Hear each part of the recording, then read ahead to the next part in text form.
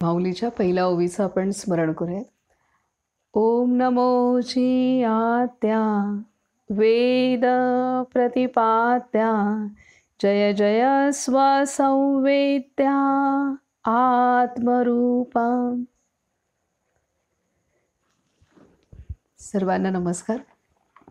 बाबा मुक्तानंदांनी आपणाला भगवान नित्यानंद कसे गणेशपुरीमध्ये स्थित झाले हे सांगितलं. आणि गणेशपुरीतील वातावरण पूर्णतः भगवान नित्यानंदांच्या मौनाने शक्तिशाली झालं होतं. आणि विरक्ती आणि मौन मुळे ते वातावरण पूर्णतः शक्तिशाली झालं होतं. आणि शेवटचे म्हणजे त्यांच्या जीवनातील 30 ते 35 वर्षाचा कालावधी त्यांनी गणेशपुरीमध्ये कार्य केलं. आणि तिथेच बाबा मुक्तानंदसुद्धा गणेशपुरीमध्येच भगवान नित्यानंद असताना त्यांची भेट झाली.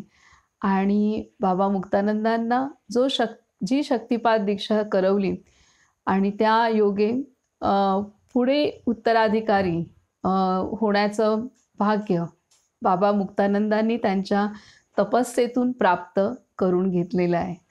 आणि आत्ता आपण जे चरित्र वाचत आहोत ते बाबा मुक्तानंदांनी आपल्या गुरूंच्या विषयी लिहिलेलं आहे.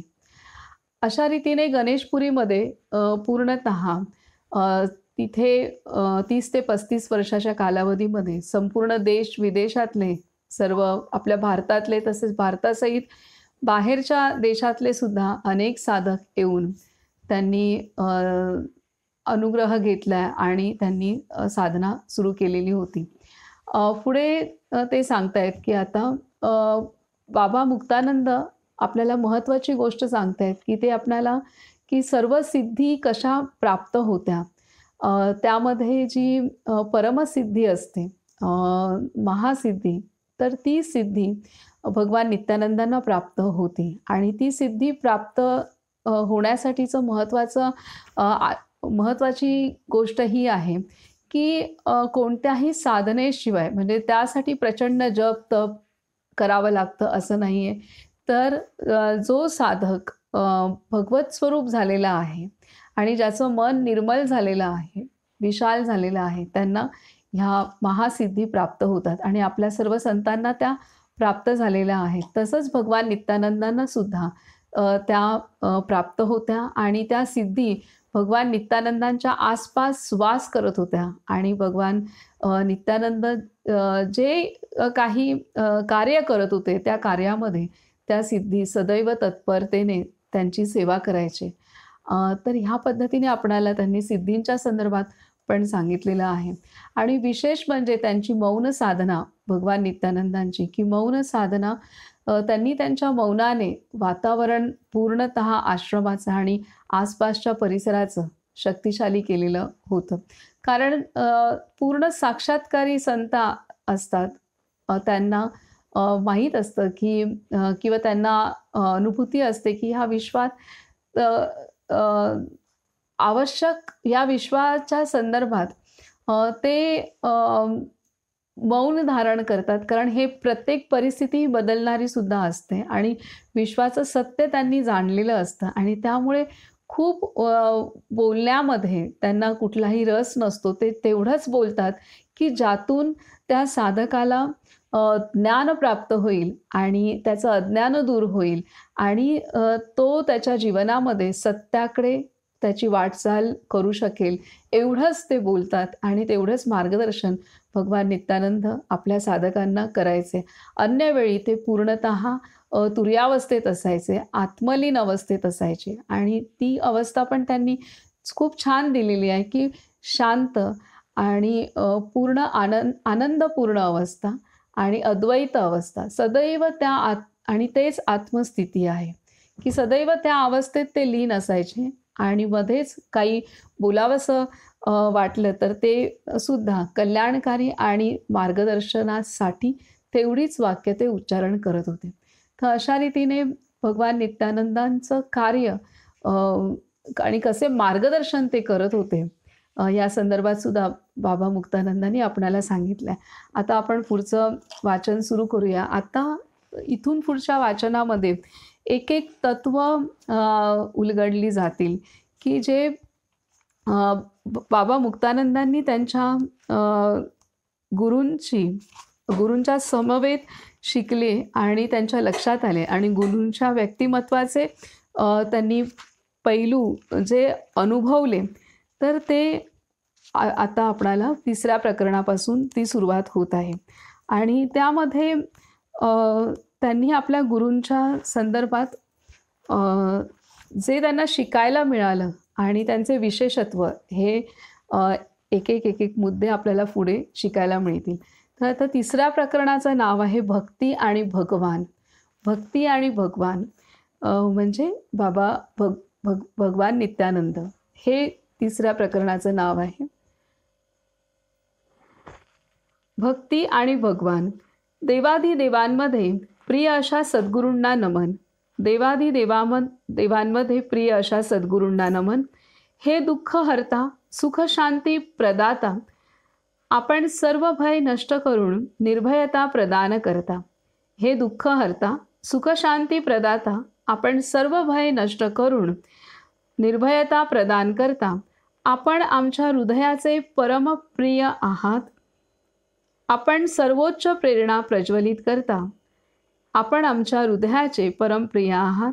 आपण सर्वोच्च प्रेरणा प्रज्वलित करता आणि आपणच आमच्या प्रेमळ भावनांचे केंद्रस्थान आहात. आणि आपणच आमच्या प्रेमळ भावनांचे केंद्रस्थान आहात. कधी आपण आम्हाला धर्माचरण शिकविता, तर कधी ध्यान, कधी शिकविता भक्ती आणि कधी प्रज्ञान. काय सांगतात? कधी आपण आम्हाला धर्माचरण शिकविता, तर कधी ध्यान, कधी शिकविता भक्ती आणि कधी प्रज्ञान. आपण ईश्वर नाम देता. आपण ईश्वर नाम देता. आपले स्वरूप साक्षात प्रेमच आहे. आपले स्वरूप साक्षात प्रेमच आहे. हे गुरुदेव, तुम्ही आमच्या पारमार्थिक आणि ऐहिक जीवनाचे संरक्षक आहात. हे गुरुदेव, तुम्ही आमच्या पारमार्थिक आणि ऐहिक जीवनाचे संरक्षक आहात.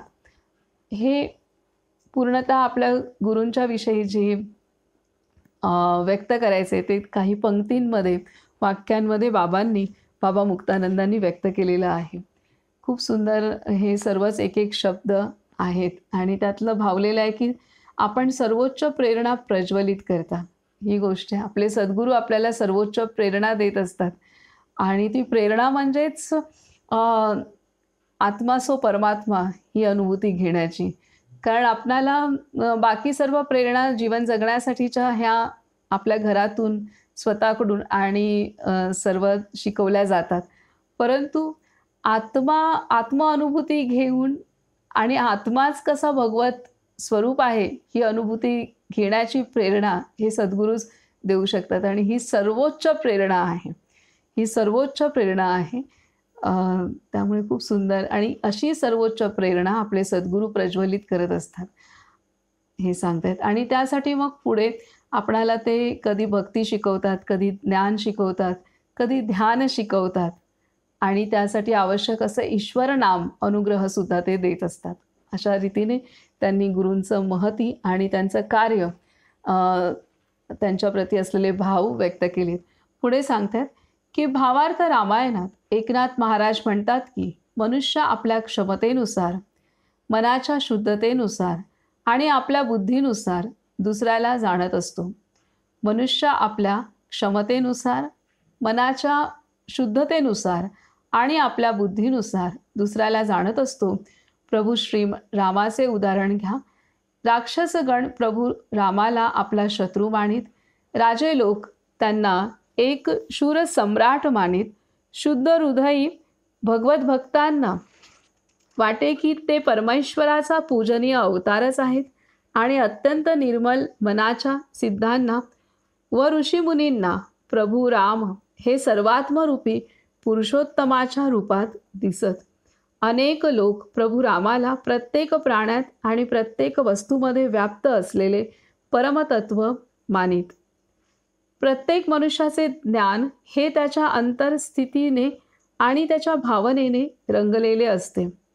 प्रत्येक मनुष्याचे ज्ञान हे त्याच्या अंतरस्थितीने आणि त्याच्या भावनेने रंगलेले असते.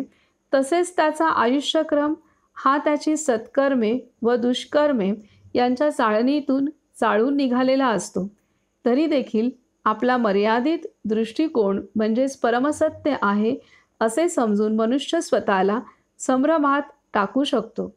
वास्तविक पाहता मनुष्याचे हृदय शुद्ध झाल्यावर जेव्हा त्याच्या अंतरात ईश्वर स्वतःला प्रकट करतो, केवळ तेव्हाच मनुष्य प्रत्यक्षात हे जाणतो की काय सत्य आहे आणि काय नाही.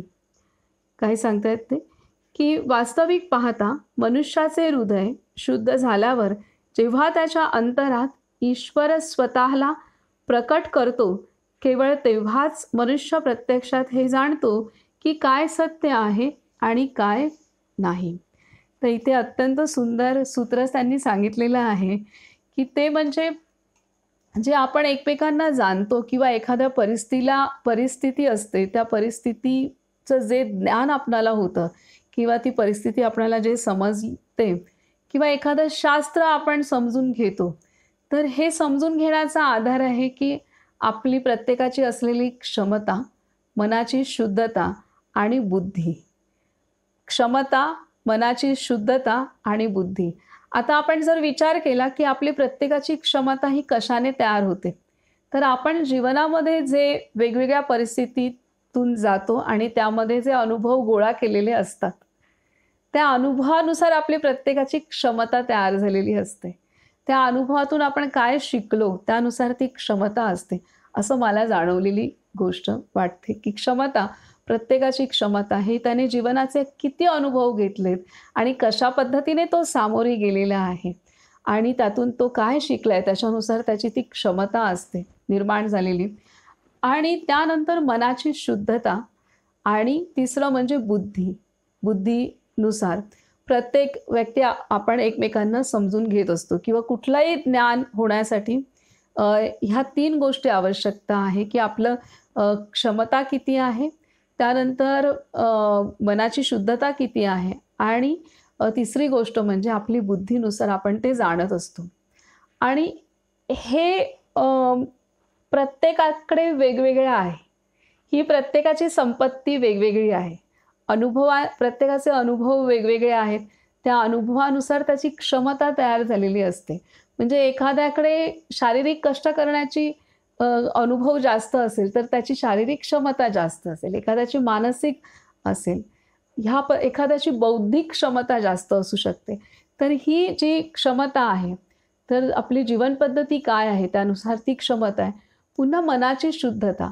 आता क्षमता जास्त असली, तरीसुद्धा मनाची शुद्धता हा वेगळा भाग आहे. मन किती शुद्ध आहे, निर्मल आहे, संवेदनक्षम आहे, हा वेगळा भाग आहे पूर्णतः. तर त्यामुळे ती मनाची शुद्धता आणि तिसरी गोष्ट म्हणजे बुद्धी. ची क्षमता पण किती आहे, ह्यावरती आपण ज्ञान एकमेकांना समजत असतो किंवा एखाद्या परिस्थितीला जाणत असतो किंवा एखादं शास्त्र शिकत असतो किंवा एखादं वाचन केलं किंवा एखादी गोष्ट ऐकतोय. तर आपण प्रत्येकजण काही वाचतो, ऐकतो, पाहतो, पण प्रत्येकाला त्यातनं आकलन होणाऱ्या पैलू वेगवेगळे आहेत. तर ही गोष्ट कारण प्रत्येकाचे अनुभव वेगळे आहेत. प्रत्येकाची मनाची शुद्धताची पातळी वेगळी आहे, कमी जास्त आहे. प्रत्येकाच्या बुद्धीची पातळी पण कमी जास्त आहे. ह्यानुसार आपण ते ग्रहण करत असतो, जाणत असतो कुठलाही वस्तू, व्यक्ती किंवा परिस्थिती किंवा शास्त्र किंवा एखादं ज्ञान. तर त्यासाठी उदाहरण त्यांनी रामाचं दिलंय, श्रीरामांचं, की श्रीरामाला जे म्हणजे रावणाकडचे सर्व सैन्य किंवा रावणाची प्रजा, रावणासाठी श्रीराम हा शत्रू होता. तेच जे राजे होते त्यांच्यासाठी श्रीराम हा शूर राजा होता आणि फार एकनिष्ठ आणि कल्याणकारी राजा होता. ते त्यांना तसं मानत होते. तर जे सत्वगुणाचे होते लोक, त्यांना श्रीराम हा अवतार वाटत होता की मानवी रूपात असलेला हा देवता आहे आणि हा अवतारी पुरुष आहे की हा एवढा नीतीने चालतो, तर तो ईश्वरासमान तो त्यांना वाटत होता. तर अशा रीतीने जो जसा आहे तसा तो राम त्याला तो दिसलेला आहे. कोणाला शत्रू वाटला, कोणाला शूर राजा वाटला, कोणाला अवतारी पुरुष वाटला, महात्मा वाटला. तर पूर्ण अवतार वाटला, पूर्ण पुरुष वाटला. तर अशा पद्धतीने वेगवेगळं ज्ञान आहे. दुसरं आपल्याला ते सांगतात, की आपलं जे ज्ञान आहे, तर ते ज्ञान खूप मोठी गोष्ट आहे इथे, की मनुष्याचं ज्ञान, प्रत्येक मनुष्याचं ज्ञान हे त्याच्या अंतर्स्थितीचे आणि त्याच्या भावनेने रंगलेले असते. अ, तसेच त्याचा आयुष्यक्रम हा त्याची सत्कर्म आणि दुष्कर्म यांच्या चाळणीतून चाळून निघालेला असतो. तरी देखील आपला मर्यादित दृष्टिकोन म्हणजेच परमसत्य आहे असे समजून मनुष्य स्वतःला संभ्रमात टाकू शकतो. आणि असंच आपण संभ्रमात जन्मोजन्मी स्वतःला टाकलेलं आहे. कारण आपल्याला असं वाटतं, की मला जे येतंय, मला जे समजलंय तेच पूर्ण आहे. परंतु मला त्यातला एक भागच समजलेला असतो. त्याचे पूर्ण पैलू सगळे नसतात समजलेले. तर इथे सांगतायत, की प्रत्येक मनुष्याचं जे ज्ञान आहे, हे त्याच्या अंतर्स्थितीचं आणि त्याच्या भावनांनी रंगलेलं असतं. आपली जशी भावना असेल आणि जशी आपली आतली स्थिती असेल, त्यानुसार ते ज्ञान रंगलेलं असतं. आणि त्यानुसार आपली कर्म पण होतात. मग कधी चांगली कर्म होतील, तर कधी मध्यम होतील, तर काही हीन दर्जाची कर्म पण होतील. काही आपल्याकडून चुकीची कर्म पण घडतील. असा आपला सगळ्या कर्मांचा गणित चालू असतं. आणि ह्या कर्मांच्या आधारे, ह्या ज्ञानाच्या आधारे मग आपण आपलं जे मत तयार करतो, तर ते मतसुद्धा अनेकदा आपल्याला असं वाटतं, की हेच सत्य आहे, हेच अंतिम सत्य आहे, हेच परमसत्य आहे आणि आपण ते स्वतःवर पण लादतो आणि त्यातच जगतो आणि इतरांवरती पण ते लादत असतो. तर ह्या संभ्रमात आपण नेहमी जन्मोजन्म ह्याच संभ्रमात जगत आलोय, की मला जे समजलंय तेच सत्य आहे. तर कारण आणि ते मर्यादित समजलेलं असतं. त्याच्यामुळे ते पूर्ण सत्य होऊ शकत नाही. आणि हा संभ्रम प्रत्येकाचा संभ्रम ह्या संभ्रमात आपण जगत आलोय. तर इथे ते पुढे सांगतायत, की जेव्हा आपलं हृदय शुद्ध होईल, तेव्हा तिथे ईश्वर स्वतःला प्रकट करेल. ईश्वरच स्वतःला प्रकट करेल आणि त्यावेळेला आपल्याला खरं काय आणि खरं काय आहे आणि खरं काय नाही हे लक्षात येईल. ही गोष्ट आहे. तर त्याच्यामुळे इथून पुढे तर आपण हे लक्षात घेऊ शकतो. तर ह्यातनं खूप मोठा संदेश आहे, की कुठलीही गोष्ट पाहत असताना आपण अ, आ म्हणजे आपल्याला जे माहीत आहे किंवा जो अनुभव आलेला आहे किंवा आपली जी मनाची शुद्धता आहे किंवा आपल्याला जे बुद्धी आहे त्यानुसार आपल्याला कळतंय. अ, आणि ते आपल्यासाठी, आपल्या जीवनातल्या निर्णयासाठी कदाचित योग्य असू शकेल. परंतु जेव्हा एखाद्या व्यक्तीला आपण विचार करायचा आहे, एखाद्या व्यक्तीच्या बद्दल विचार करायचा आहे किंवा त्याला काही मदत करायची आहे, तर तेव्हा आपल्या अनुभवांचं त्याच्यावरती थोपवून नाही चालणार आहे. तर त्याच्या जागी बसून त्याचं काय त्याला समजण्याचा प्रयत्न करावा आणि तर आपण काहीतरी एका पातळीपर्यंत काही थोडंफार बऱ्यापैकी काही सांगू शकतो, जर सांगायचं झालं तर. नाहीतर शांत राहायचं. कोणाला खूप काही सल्ले देण्याच्या भानगडीत पडायची आवश्यकता नाहीये. कारण कधी-कधी आपण समोरच्या व्यक्तीला पूर्ण समजत नाही. त्याला जाणू शकत नाही आणि आपला सल्ला कदाचित त्याची मदत करण्याऐवजी त्याचं खच्चीकरण करू शकतं किंवा त्याला दुखवू शकतं किंवा असं अनेक गोष्टी होऊ शकतात. कारण आपल्याला जर छोटेसेच अनुभव असतील तर ते परिपूर्ण मदत होऊ शकत नाही. दुसरी गोष्ट म्हणजे ही झाली इतरांना समजून घेण्याच्या बाबतीत किंवा कुठल्याही परिस्थितीकडे बघायच्या बाबतीत. दुसरी गोष्ट म्हणजे आपण जे स्वतःला समजतोय ते सुद्धा मर्यादितच समजतोय. म्हणजे आपलं जी क्षमता आहे ती आत्तापर्यंतचे जे अनुभव आलेत त्याच्यानुसार आपण स्वतःला सुद्धा एका मर्यादेत म्हणजे आपल्याला स्वतःला असं नाही वाटत, की माझ्यामध्ये तो परमेश्वर आहे. म्हणजे मी भगवंत माझ्यामध्ये आत्मा आहे हे मान्य करतो आपण. ती चेतना आहे मान्य करतो. पण तेच परमेश्वर आहे हे आपण नाही मान्य करत. कारण आपण तितके अनुभूती घेतल्या नाहीयेत आणि आपलं मन अजून तितकं शुद्ध व्हायचं आहे आणि आपली बुद्धी ह्या सगळ्या गोष्टी आपल्या बुद्धीवरती जे मर्यादित आवरणं आली आहेत त्याच्यामुळे आपण स्वतःलाही पूर्ण नाही जाणत, खरं पाहायला गेलं तर. तर त्याच्यामुळे आपण आपलं स्वतःला समजण्यासाठी खूप चांगल्या रीतीने मन मोकळं करणं आवश्यक आहे. मन विशाल करणं अत्यंत आवश्यक आहे आणि आपण ते करतोय आता. आपण हे एक-एक गोष्टी शिकण्याचा प्रयत्न करतोय आणि इथे महत्त्वाची गोष्ट आहे, की जेव्हा असं मन आपलं म्हणजे स्वतःचं आपलं जे हृदय आहे, जे शुद्ध होईल, तेव्हाच मग आपल्या अंतरी असलेलं भगवंत स्वतःला प्रकट करेल आणि खरं काय आहे आणि खरं काय नाही हे समजेल आणि ते खरं काय हे पहिल्यांदा आपल्याला स्वतःच्या बाबतीत समजणार आहे, की माझं खरं स्वरूप काय आहे? मी खरी कोण आहे? मा आणि जेव्हा आपण स्वतःला खरं समजायला लागतो, म्हणजे माझं स्वतःचं अस्तित्व काय आहे? मला स्वतःला काय हवंय, काय नको आहे? माझं कल्याण कशात आहे? आणि ते साधण्यासाठी मला काय करायला पाहिजे? हे सगळं आपल्या स्वतःच्या आतमधूनच आपल्याला मार्गदर्शन मिळू शकतं. कारण आपल्या अंतरी ते भगवंताचं तत्व आहे आणि तेच गुरुतत्व आहे आणि तेच पूर्ण मार्गदर्शन करण्यास परिपूर्ण समर्थ आहे. आणि जेव्हा आपण असं आपलं मन आणि हृदय शुद्ध होतं, तेव्हा हा भगवंत, आपल्या अंतरी असलेला भगवंत आपणाला आपल्या स्वतःच्या बाबतीतलं ज्ञान करून देतो आणि मार्गदर्शनही करतो आणि मग त्यावेळेला आपण जगाकडे पण त्या रीतीने पाहू शकतो.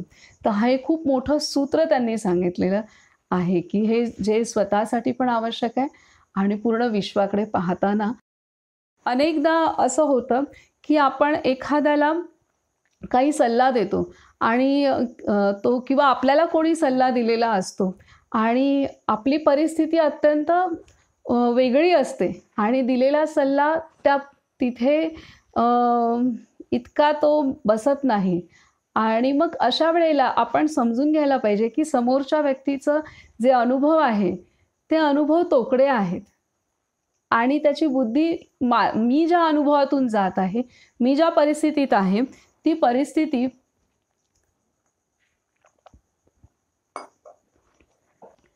परिस्थिती त्या त्या परिस्थितीतून व्यक्ती गेलेली नाहीये. त्यामुळे त्या व्यक्तीला त्या परिस्थितीची पूर्ण जाण नाहीये. तर जे काही बोललं जाईल, जे काही सल्ला मिळालेला आहे किंवा सांगितलेला आहे, कधी-कधी तो न पटणारा असू शकतो, कधी-कधी दुखावणारा असू शकतो, कधी-कधी तोकडा असू शकतो, कधी-कधी मदत करणाराही असू शकतो. जर तो मदत करणारा नसेल, तर आपण समजून जायचं, की त्यांचे अनुभव कमी आहेत आणि ते बाजूला सारायचं. त्या व्यक्तीचा राग-द्वेष न करता, त्या व्यक्तीला अनुभव नाहीये आणि असंच बोलून गेलेले आहेत, असं समजून ते बाजूला सारणं अत्यंत गरजेचं आहे. आणि त्याच प्रकारे आपण सुद्धा दुसऱ्या व्यक्तींना काही सांगत असू, तर आपल्याला जर ते अनुभव नसतील तर सांगण्याचं आपण त्यांचं काहीच त्यांना मदत नाही करणार असतो. उलट कधी-कधी आपलं सांगणं हे त्यांना दुखावणारं असू शकतं किंवा दिशाभूल करणारं असू शकतं. तर त्यापेक्षा आपल्याला जर मदत करायची झाली तर खरंच पूर्ण समजून घेऊन मग मदत करणं, त्या व्यक्तीच्या जागी बसून त्याला पूर्ण समजून मग काही सांगणं अत्यंत गरजेचं आहे. तर हे सावधानी बाळगणं आवश्यक आहे. कारण अनेकदा आपण आपल्याला आलेले अनुभव असतात ते सर्व आपल्याला वाटतात आणि आपण उठ-सूट ज्याला त्याला प्रत्येक गोष्टीवरती काही ना काहीतरी बोलणं, काही ना काहीतरी कमेंट करणं किंवा काही ना काहीतरी सांगणं हे आपलं चालू असतं. तर ह्या सर्व गोष्टी इतक्या हितावह नाही आहेत किंवा आपल्याला कोणी अशा पद्धतीने काही सांगितलं असेल, जर ते कल्याणकारी असेल आणि जर त्यातनं चांगलं घडणार असेल तर स्वीकारावं. अन्यथा जर ते अपूर्ण ज्ञानातनं आलंय तर त्या व्यक्तीचं न ऐकता मन मोठं करून की त्यांना अनुभव नाही, त्यांनी आपलं सांगितलेलं आहे आणि बाजूला सारणं आवश्यक आहे. हे महत्त्वाची गोष्ट आहे. फार महत्त्वाची आहे कारण आपण ह्या सगळ्या गोष्टींमध्ये अडकतो माणूस आणि खूप त्याची शक्ती वाया जात असते. आता आपण पुढे वाचूया की भक्तांचे दृष्टिकोन एखाद्या व्यक्तीच्या भावनांवर त्याच्या अवतीभोवती असणाऱ्यांचा प्रभाव असतो. एखाद्या व्यक्तीच्या भावनांवर त्याच्या अवतीभोवती असणाऱ्यांचा प्रभाव असतो. मग या भावना विचारांना जन्म देतात आणि विचारांपासून मनस्थिती बनते व मनस्थितीतून प्रश्न उद्भवतात. तेव्हा एखादी व्यक्ती आपल्या भावनांना अनुसरून प्रश्न विचारते. भक्तिमार्गी लोक भगवान नित्यानंदांकडे येत आणि विचारित, हे गुरुदेव, आपण भक्त आहात का?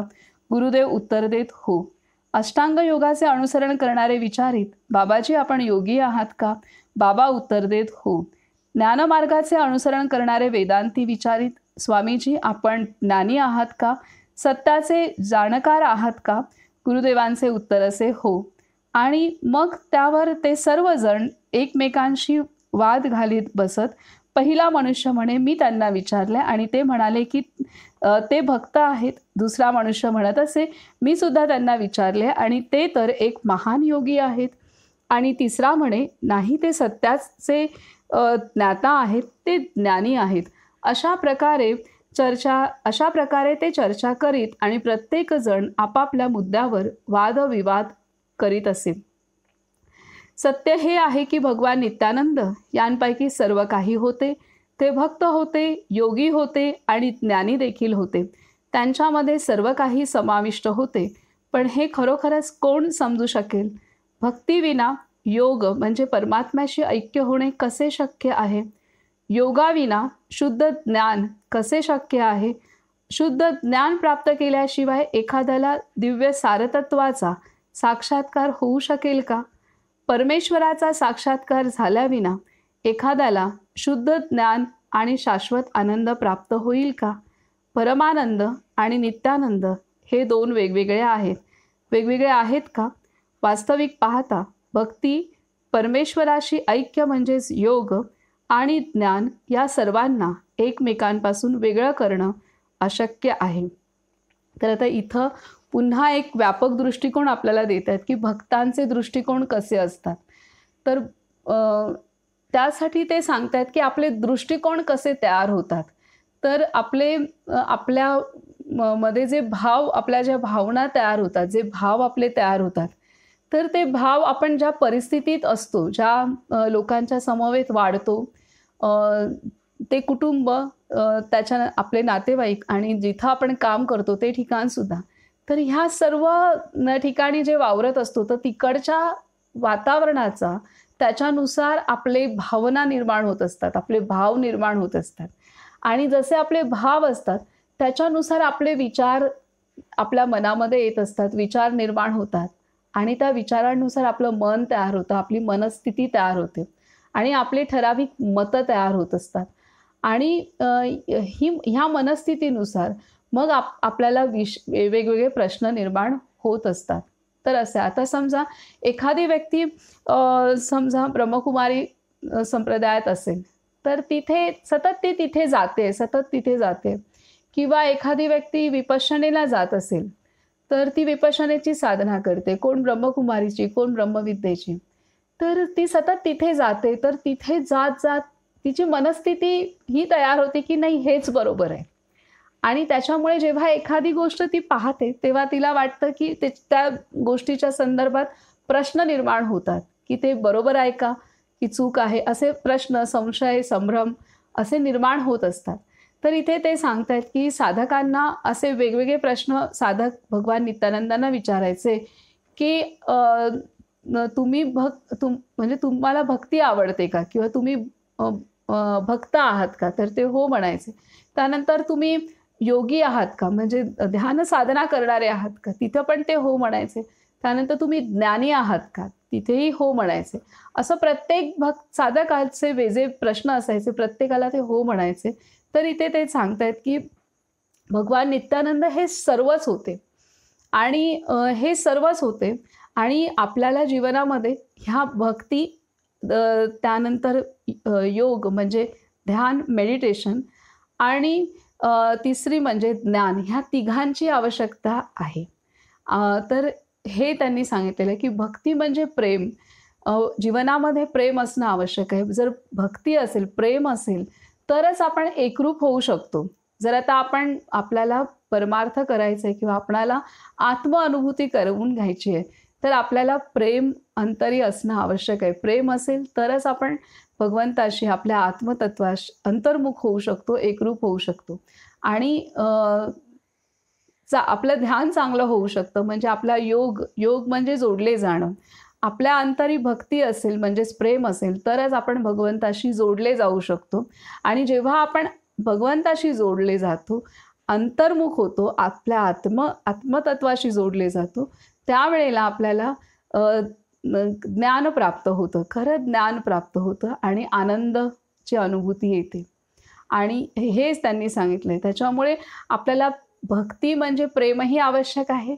प्रेम असेल तरच आपण जोडले जाऊ शकतो, म्हणजे आपला योग होऊ शकतो. आणि योग झाला, आपण जोडले गेलो, तरच आपल्याला खरं ज्ञान प्राप्त होईल. आणि जेव्हा खरं ज्ञान प्राप्त होतं, तेव्हा आनंद प्राप्त होतो. हे सांगितलेलं आहे. आणि अशा पद्धतीने ही शृंखला आहे. पुढे ते सांगतायत, की भक्ती म्हणजे प्रेम आणि प्रेम हे आनंदाचे केवळ दुसरे नाव आहे. मनाची चंचलता शांत झाली, की आनंदाचा उदय होतो. मन स्थिर करणे म्हणजेच योग आणि योगाद्वारे ज्ञानाचा उदय होतो. इथे सांगतायत, की भक्ती म्हणजे प्रेम. प्रेम हे आनंदाचे केवळ दुसरे नाव आहे. मनाची चंचलता शांत झाली, की आनंदाचा उदय होतो. मन स्थिर करणे म्हणजेच योग आणि योगाद्वारे ज्ञानाचा उदय होतो. तर इथे पुन्हा त्यांनी संक्षेपाने दिलं, की भक्ती म्हणजे प्रेम. प्रेम असेल तरच आपला योग होईल. आपण भगवंताशी जोडले जातो आणि त्याच्याशी किंवा अंतर्मुख होतो. आत्मअनुभूती होते आणि जेव्हा आपण आत्मअनुभूती घेतो, तेव्हा आपणाला एक आनंद, सुख, शांती अ, आपण जे अतींद्रिय सुख असतं, की जे ते अनुभवतो आणि एक आनंद आपणाला प्राप्त होतो आणि ज्ञान प्राप्त होतं. हे त्यांनी इथे पूर्ण दिलेलं आहे.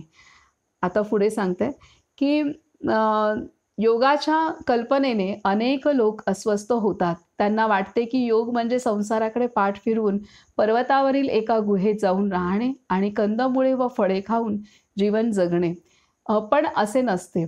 या जगातील प्रत्येक जीवात्मा हा काही प्रमाणात योगाचा अभ्यास करीत असतो.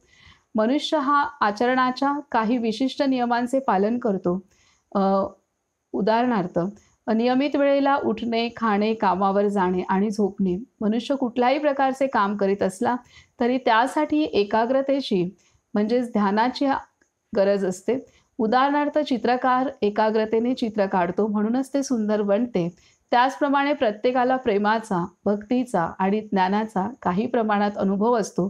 प्रत्येकाची कोणावर तरी भक्ती असते. विवेकाद्वारे एखादी व्यक्ती चांगले वाईट यातील फरक जाणते. तेव्हा भक्ती, योग आणि ज्ञान ही सर्व जीवनाची अत्यावश्यक अंगे आहेत आणि ती एकमेकांमध्ये गुंफलेली आहेत. म्हणूनच श्री गुरुदेव या सर्व प्रश्नांना हो असे उत्तर देत असत. तर इथे त्यांनी सांगितलंय, की तिन्हीचं महत्त्व आहे. आपल्या जीवनात भक्ती पण पाहिजे, म्हणजे प्रेमही हवंय. त्यानंतर आपलं योग म्हणजे ध्यान पण हवंय आपलं. आणि तिसरी गोष्ट म्हणजे ज्ञानही हवंय. ह्या तिन्ही गोष्टी आवश्यक आहेत. कारण आपण प्रत्येक काम करतो, तेव्हा प्रत्येक काम करताना तिन्ही गोष्टींची आवश्यकता असते. साधं झाडू जरी काढायचा झाला, तरीसुद्धा आपण तिथे आपल्याला त्या कामाप्रती प्रेम असेल, आपल्याला ते आवडत असेल, तर आपण तो झाडू अगदी मनापासून काढू आणि प्रत्येक म्हणजे तो झाडू मारलेला असतो, तर असं वाटेल, की ह्या व्यक्तीने म्हणजे जमीन पुसून घेतली की काय, इतका चांगला झाडू मारला जाऊ शकतो. तर जेव्हा त्याला त्या कामाविषयी प्रेम असतं, आत्मीयता असते, तर तेव्हा ते झाडू काढणं इतक्या एकाग्रतेने होतं, की कुठलाही कानाकोपऱ्यातला धूळ आणि तिथे पायाला अगदी असं वाटेल, की पुसून घेतलेलं आहे. एवढा झाडू छान काढला जाऊ शकतो. आणि मग तिथे हे झालं ज्ञान, की ते काम करण्याचं पूर्ण म्हणजे इतक्या बारकाईने ते काम करणं. तर त्यामुळे प्रत्येक गोष्टीमध्ये आपल्याला प्रेम, त्यानंतर एकाग्रता, ध्यान आणि ज्ञान आवश्यक आहे. तर आणि ते आपल्या प्रत्येक गोष्टीमध्ये आपण ते कळत-नकळत वापरत असतोच. आणि तसंच आपणाला जेव्हा आत्मअनुभूती करायची आहे, ईश्वरानुभूती करायची आहे, भगवत स्वरूप व्हायचं आहे आणि त्याच्या जवळ जायचं आहे किंवा तेच व्हायचं आहे, तर त्यावेळेला आपल्याला प्रेम पण आवश्यक आहे, म्हणजे भक्ती आवश्यक आहे जीवनात. त्यानंतर ध्यान करणं पण आवश्यक आहे आणि ज्ञान मिळवणं पण आवश्यक आहे. अनेकदा काय होतं, की भक्ती केली जाते, परंतु तितकं मेडिटेशनमध्ये लक्ष नसतं किंवा ज्ञानप्राप्तीसाठी लक्ष नसतं. तर त्याच्यामुळे परिपूर्ण तो साधक वर्षोनवर्ष भक्ती करतो.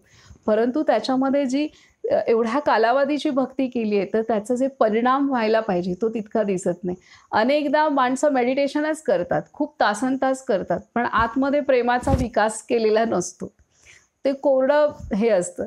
तर तेही उपयोगाचं नाही. काही जण ज्ञानी असतात, खूप ग्रंथांचा, सर्व वेद, उपनिषद, सर्व ग्रंथ ह्यांचा अभ्यास केलेला असतो, परंतु कोरडा असतो. तर तेही म्हणजे प्रेमाचा उदय झालेला नसतो किंवा तेही उपयोगाचं नाही आहे.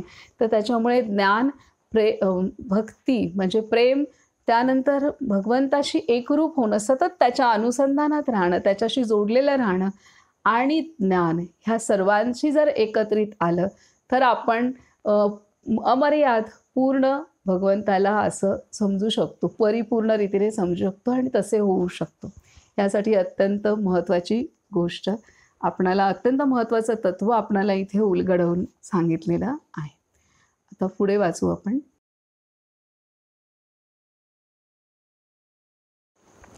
पुढचं सांगतायत की त्यांची समदृष्टी, भगवान नित्यानंदांची समदृष्टी. भगवान नित्यानंदांची समदृष्टी होती. लोकांचा वर्ण कुठलाही असो, जगामध्ये त्यांचा कितीही मान असो, त्यांचे शिक्षण काहीही असो, गुरुदेव सगळ्यांबरोबर एकसारखाच व्यवहार करीत. श्रीमंत आणि गरीब, सुशिक्षित व अडाणी, गुरुदेवांच्या दृष्टीने सर्वजण एकसारखे होते. त्यांच्याकरिता हे संपूर्ण ब्रह्मांड दिव्य आत्म्याचेच प्रतिबिंब होते. ते म्हणत असत की जग हे चित्शक्तीचा विलास आहे. ज्याप्रमाणे बांगड्या, अंगठ्या आणि कर्णभूषणे असे अनेक प्रकारचे वेगवेगळे दागिने एकाच सोन्यापासून बनविलेले असतात, ज्याप्रमाणे वेगवेगळ्या मापाची व आकाराची भांडी एकाच मातीपासून बनवलेली असतात, ज्याप्रमाणे एकाच धाग्यापासून विविध प्रकारची वस्त्रे बनलेली असतात, त्याचप्रमाणे नानाविध रूपाकार असलेले हे ब्रह्मांड एकाच दिव्य चैतन्याने बनलेले आहे. म्हणून श्री गुरुदेव म्हणत, सर्वांप्रती तोच प्रेमभाव ठेवा जो तुम्हाला स्वतःच्या आत्म्यासाठी आहे. भगवान नित्यानंदांकडे अनेक प्रकारचे लोक येत असत. दररोज यात्रेकरूंचा एक नवीन समूह येत असे. येणारे दर्शनार्थी बैरागी असोत किंवा भिक्षुक, संन्यासी असोत किंवा मठाधीश, ख्रिस्ती धर्मगुरू असोत किंवा मध्वाचार्यांचे अनुयायी किंवा हिमालयाच्या गुहांमधील योगी, गुरुदेव सर्वांकडे समदृष्टीने पाहत. त्यांच्यासाठी सगळे धर्म एक समान होते. सर्व संप्रदाय, सर्व विचारधारा आणि सर्व तत्वज्ञान हे त्यांच्या दृष्टीने एकसारखे होते. ते म्हणत की प्रत्येक संप्रदाय किंवा तत्वप्रणाली किंवा पंथ हे एकाच लक्ष्याकडे नेणारे वेगवेगळे मार्ग आहेत. अनेक मार्ग एकाच मुक्कामाच्या स्थानाकडे नेतात. तुम्ही मुंबईला पुण्याहून जाऊ शकता किंवा नाशिकहून, अथवा समुद्र मार्गाने जाऊ शकता किंवा हवाई मार्गे. त्याचप्रमाणे या विविध तत्वज्ञानांद्वारे तीच दिव्य स्थिती प्राप्त करता येते. तर इथे आता आपणाला ते सांगतायत की त्यांना भेटायला अनेक जण यायचे. वेगवेगळे शिक्षण असलेले, वेगवेगळे जाती धर्म असलेले, वेगवेगळ्या वयाचे, गरीब श्रीमंत, वेगवेगळे व्यवसाय करणारे. तर त्यांना प्रत्येकाला ते समदृष्टीने पाहायचे, कारण त्यांना पूर्ण म्हणजे हे जे संत आहेत त्यांनी पूर्ण जाणलेलं असतं की ज्याप्रमाणे एकाच मातीपासून विविध भांडी तयार होतात, एकाच सोन्यापासून विविध दागिने तयार होतात, त्याचप्रमाणे भगवंताच्या चेतनेपासून ह्या ब्रह्मांडातला प्रत्येक आकार तयार झालेला आहे. तर त्याच्यामुळे प्रत्येक आकारामध्ये तीच चेतना आहे आणि माझ्यातही तीच चेतना आहे आणि सर्वांतही तीच आहे. त्यामुळे ते समदृष्टीने पाहायचे. दुसरं म्हणजे अजून एक सांगितलं त्यांनी की सर्व जे वेगवेगळे साधक यायचे किंवा वेगवेगळे महात्मे पण भेटायला यायचे, तर त्यामध्ये विविध धर्म, संप्रदाय, विविध विचारधारा असलेले महात्मे त्यांना भेटायला यायचे. तर तिथे सुद्धा ते सर्वांना समदृष्टीने पाहायचे. कोणत्याही संप्रदायाला, पंथाला किंवा विचारधारेला त्यांनी दुय्यम लेखलं नाही. त्यांनी असं नाही म्हटलं, की मी जे करत आहे किंवा मी जे साधना देत आहे सर्वांना, तीच सर्वश्रेष्ठ आणि बाकीची कनिष्ठ असं नाही म्हटलंय. तर त्यांना त्यांची दृष्टी सर्वांप्रती सम होती. कारण प्रत्येक जो संप्रदाय आहे, प्रत्येक जो पंथ आहे, प्रत्येक पंथाची संप्रदायाची जी विचारधारा आहे, ती अंततः भगवंताची अनुभूती करून देणारी आहे. त्यामुळे ते प्रत्येकाला समदृष्टीने पाहत होते. हे अत्यंत महत्त्वाची गोष्ट आहे. नाहीतर अनेकदा अ, असं होतं की माझाच संप्रदाय मोठा, मी जे करते तेच मोठं, माझेच सद्गुरू मोठे, बाकीचं अ, मग आपण बाकीच्या ह्याला अ, आपली क्षमता नसताना सुद्धा बरीच काही वाक्य आपण चुकीची व्यक्त करत असतो. तर इथे सांगतायत की समदृष्टी सर्वच गोष्टींमध्ये त्यांची होती. पुढे सांगतात की हे जग परमेश्वराने बनविले आहे, परंतु धर्म, संप्रदाय आणि वेगवेगळ्या विचारधारा माणसाने बनविल्या आहेत. गुरुदेव म्हणत की अचेतन असो वा चेतन, सर्वांसाठी एकच पृथ्वी, तोच वायू आणि तेच पाणी आहे, तोच सूर्य व चंद्र आहे आणि तेच आकाश आहे, एकच स्वर्ग व नरक आहे, सर्वांचा परमेश्वर एकच आहे आणि गुरु एकच आहे. एकच पृथ्वी प्रत्येक जीवाला आधार देते. सर्व जीवांच्या प्राणांतून तोच वायू वाहत असतो. तेच पाणी मानवांना आणि वृक्षलतांना जीवन देते. कुठलेही धर्म व तत्वज्ञान अस्तित्वात यायच्या आधीपासूनच मनुष्य अस्तित्वात होता आणि त्यानेच वेगवेगळ्या तत्वप्रणाली, विविध धार्मिक मते आणि शास्त्रीय ग्रंथ निर्माण केले.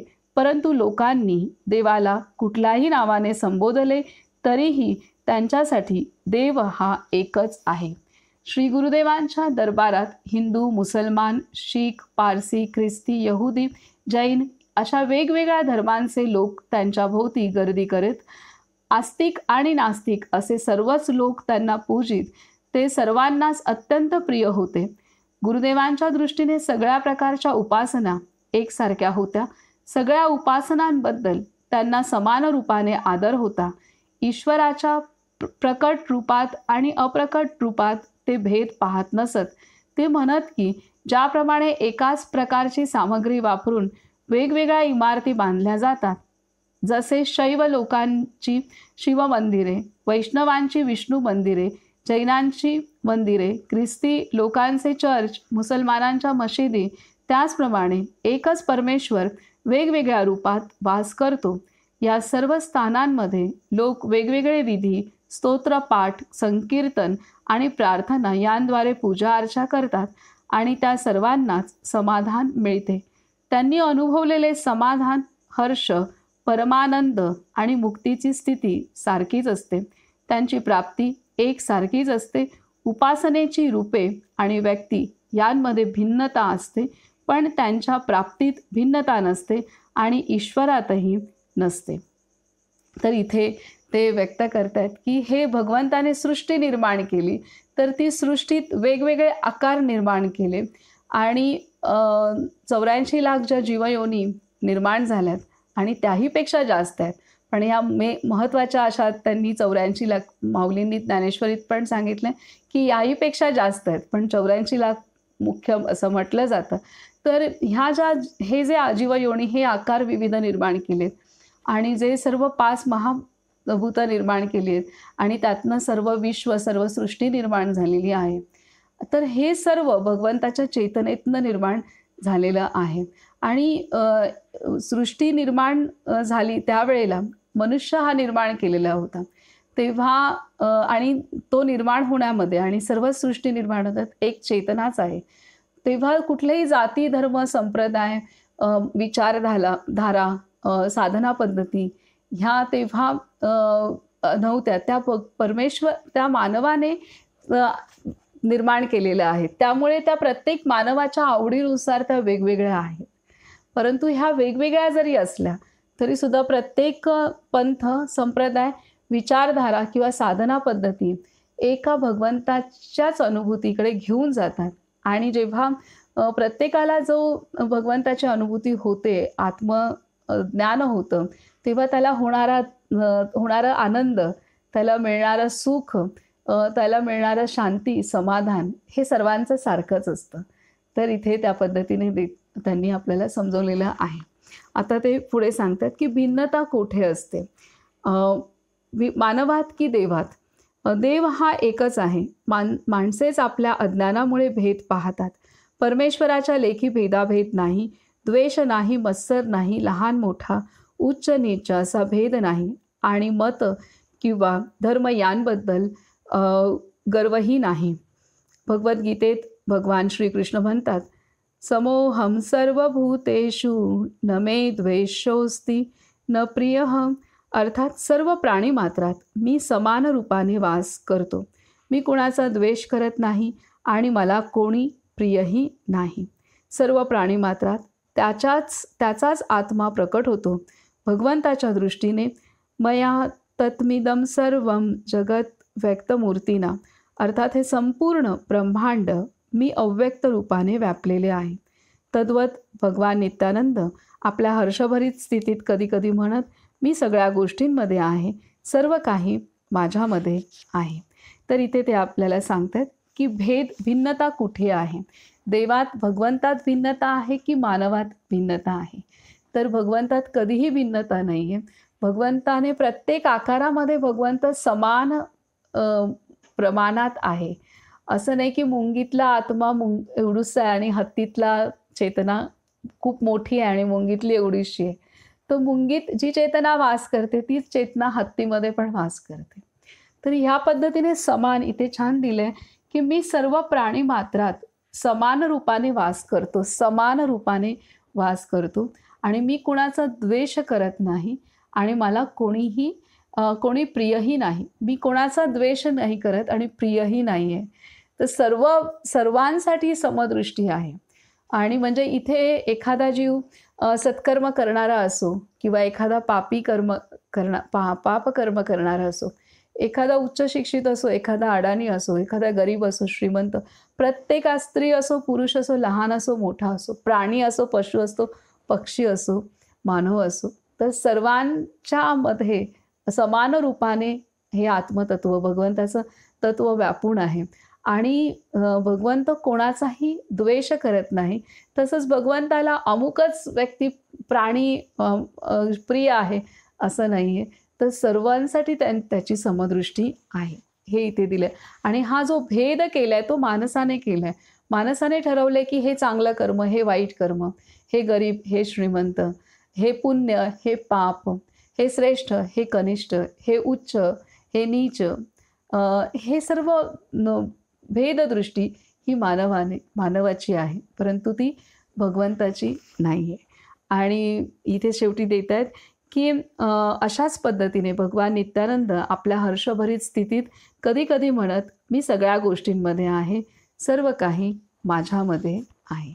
कारण ह्या संतांनी ती अनुभूती त्यांच्या साधनेने घेतली होती आणि त्याच अनुभूतीत ते जगत होते, की त्यांनी पाहिलं होतं, की माझा जो आत्मा आहे, तोच आत्मा हा विश्वरूप होऊ शकतो एवढी क्षमता त्याच्यात आहे. तोच आत्मा परमात्मा आहे, परमात्म्याचा पूर्ण अंश आहे, हे त्यांनी अनुभवलेलं होतं. त्यामुळे भगवान नित्यानंदसुद्धा हाच श्लोक म्हणायचे, की मी सर्वांमध्ये आहे आणि सर्व माझ्यामध्ये आहेत. तर इथं आपण थांबूयात. आणि अशी ही सूत्र आहेत, की जी अत्यंत आवश्यक आहेत, ही अंतर्मुख करणारी आहेत, की आपली दृष्टी आता सम होते का? की भेद होत आपण म्हणजे हे सर्व मुद्दे बाबा मुक्तानंदांनी आपल्या गुरूंच्या सहवासात त्यांच्या व्यक्तिमत्वातले टिपलेले आहेत आणि अजूनही पुढे अशा पद्धतीने टिपलेत, की ते कसे आहेत. मग माझ्यामध्ये तशी दृष्टी माझ्या साधनेने मला किंवा माझ्या विचारांनी, मनन चिंतनाने, स्वाध्यायाने मला वाढवणं आवश्यक आहे. तर ह्यासाठी आपण 3 महत्त्वाचे मुद्दे आपण आज जे बघितले, तर त्यामध्ये सगळ्यात महत्त्वाचं म्हणजे की आपण जे आपल्याला ज्ञान होतं, ते आपल्याला ज्ञान प्रत्येकाला जे ज्ञान होतं ते त्याच्या क्षमतेनुसार आहे. जी अनुभवांची क्षमता आहे, मनाची शुद्धता आणि तिसरं म्हणजे बुद्धी नुसार ते होत असतं. आणि इथे महत्त्वाची गोष्ट सांगितली, की जे खरं ज्ञान कधी होईल आपल्याला खरं काय आहे आणि खरं काय नाही हे कधी होईल, तर जेव्हा आपलं हृदय पूर्ण शुद्ध होईल, तेव्हा आपल्या हृदयातला जे भगवंत आहे, तो स्वतःला प्रकट करेल आणि तेव्हा आपल्याला खरं काय आहे आणि खरं काय नाही हे लक्षात येईल. आणि जेव्हा हे लक्षात येतं, तेव्हा आपण स्वतःसाठी खरं काय आहे हे पहिलं समजतो आणि मग आपल्याला विश्वातलं सत्य पण कळतं. आणि मग आपण जे काही समजू इतरांना पण किंवा परिस्थितीला, ते बऱ्यापैकी पूर्णत्वाकडे किंवा कल्याणाचं समजू शकतो. तर ह्या पद्धतीने सांगितलं. दुसरी महत्त्वाची गोष्ट म्हणजे आपणाला अ, अ, जे वेगवेगळे मतमतांतरं आहेत, तर ती मतमतांतरं कशी निर्माण होतात? तर आपल्या ज्या भावना आहेत त्यांच्यावरती सर्व परिस्थितीचा प्रभाव पडतो आणि त्या भावनेनुसार आपल्याला अ, विचार निर्माण होतात. तशी आपली मनस्थिती निर्माण होते, तसे आपले प्रश्न निर्माण होतात, तशी आपली धारणा निर्माण होते. हे सांगितलंय. मग कोण म्हणतं भक्ती श्रेष्ठ, कोण म्हणतं नाही मेडिटेशनच श्रेष्ठ, कोण म्हणतं ज्ञानच श्रेष्ठ. पण नाही, हे तिन्ही आपल्याला जीवनात आवश्यक आहे आणि प्रत्येक काम करताना छोट्या-छोट्या कामामध्ये पण अ, प्रेम आपल्याला त्या कामाची आवड असणं, प्रेम, आत्मीयता असणं, प्रेम त्यानंतर एकाग्रता आणि ज्ञान हे आवश्यक आहे आणि आपण ते वापरतच असतो. मग ईश्वरीय अनुभूती घेण्यासाठी तर आपल्याला आवश्यकच आहे. त्यामुळे हे आणि नंतर समदृष्टी सांगितलेली आहे, की प्रत्येक आकाराच्या भोवती, की प्रत्येक जे भेटे ते मानिजे भगवंत कारण ते आहेच आहे. त्याच्या आतमध्ये त्याची चेतना आहे आणि जे धर्म, संप्रदाय, जे सर्व काही आहे, ते सुद्धा एका भगवंताची अनुभूती करून देणारं आहे. तर हे पूर्ण आपल्याला इथे स्पष्ट करत आहे. इथं आपण थांबूया.